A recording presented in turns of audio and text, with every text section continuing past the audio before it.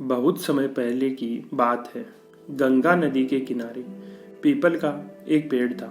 पहाड़ों से उतरती गंगा पूरे वेग से बह रही थी। अचानक पेड़ से दो पत्ते गिर जाते हैं। एक पत्ता आड़ा गिर जाता है और एक सीधा गिर जाता है। जो आड़ा गिरा वो कहने लगा, आज चाहे जो हो जाए मैं इस नदी को रोक कर ही दिखाऊंगा, चाहे मेरी जान ही क्यों ना चली जाए, मैं इसे आगे नहीं बढ़ने दूंगा। वह जोर जोर से चिल्लाने लगा और कहने लगा, रुक जा, अब तुम और आगे नहीं बढ़ सकती, मैं तुझे यहीं पर रोक लूँगा। पर नदी तो वैसे ही बढ़ती जा रही थी। उसे तो पता भी नहीं था कि कोई पत्ता उसे रोकने की कोशिश कर रहा है। पर पत्ते की तो जान पर बन आई थी। वह तो लगातार संघर्ष कर रहा था। वह नहीं जानता था कि बिना लड़े भी वहीं पहुंचेगा जहां लड़कर, थक कर, हार कर पहुंचेगा। पर अब तो तब के बीच का समय उसकी पीड़ा का था।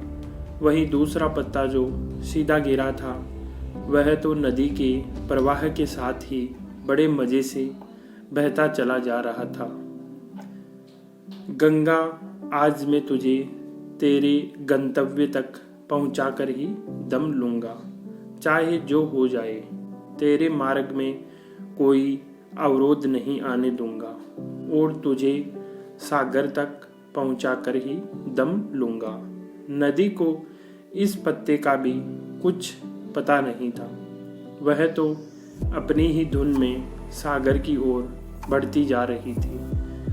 पर पत्ता तो आनंदित है। वह तो यह समझ रहा है कि वही नदी को अपने साथ बहाकर ले जा रहा है। आड़े पत्ते की तरह सीधा पत्ता भी नहीं जानता था कि चाहे वह नदी का साथ दे या नहीं दे, नदी तो वहीं पहुंचेगी जहां उसे पहुंचना है। पर अब और तब के बीच का समय उसके सुख का, उसके आनंद का था और आड़े पत्ते का वही समय दुख भरा था। जो पत्ता गंगा नदी से लड़ रहा है, उसे रोक रहा है, उसकी जीत का कोई उपाय संभव नहीं है। और जो खड़ा पत्ता है, जो नदी को बहाए समुद्र की तरफ ले जा रहा है, उसकी हार का कोई उपाय संभव नहीं है। इस प्रकार कवि कहता है कि मनुष्य परमात्मा की इच्छा के विपरीत कुछ भी नहीं कर पाता है, लेकिन लड़ सकता है, इसकी स्वतंत्रता है। और लड़कर अपने को चिंतित कर सकता है, इसकी भी स्वतंत्रता है।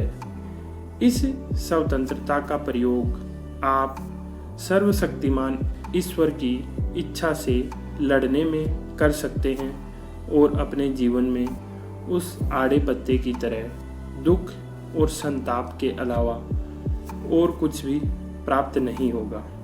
या फिर आप इस स्वतंत्रता को ईश्वर के प्रति समर्पण बना सकते हैं और सीधे पत्ते की तरह आनंदित अपने जीवन को जी भी सकते हैं।